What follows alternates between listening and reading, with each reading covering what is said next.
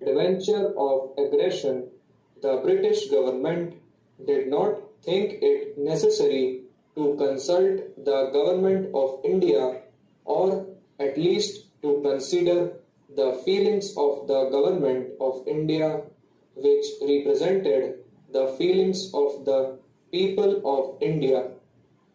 They did not have even that much courtesy. So, where is the question of equality of status then? The bill, sir, which I have moved for the consideration of the House mainly falls into four parts.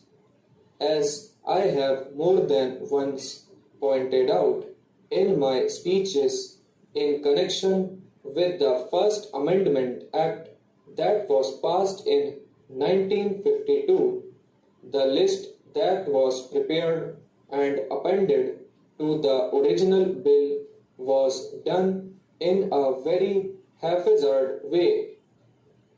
In the First Amendment Act, an effort was made to correct some of the mistakes and to add a few more archaeological sites and monuments. In connection with that bill, sir, I had pointed out even then that there were quite a few monuments which were not included in that, even though they should have been immediately included therein. Hence, in this bill that I have put forth here, I have tried to include some additional monuments which should have been included therein even last time.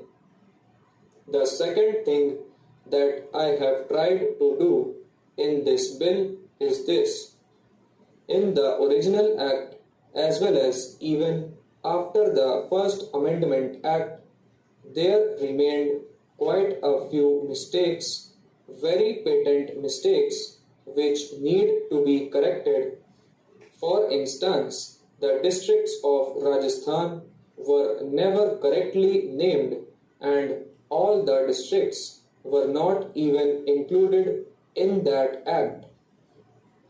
Thirdly, I have held the view that all the important monuments which I have been protected under the Ancient Monuments Preservation Act 1904 and which are in the states should be declared to be of national importance. I urge this for two reasons. Firstly, I have always been of the view that there is no reason why, just because certain actions can be taken and certain moves can be made in the states under that Act of 1904, those monuments should not be declared to be of national importance. Sir, I am really amazed to see that while some petty monuments have been declared to be of national importance, the great stupa of Sanchi, which is revered not only in India but also in lands like China, Japan, and the Far East, when people from thousands of miles have been coming here for centuries past, that stupa has not been declared to be of national importance. I am amazed at this state of affairs.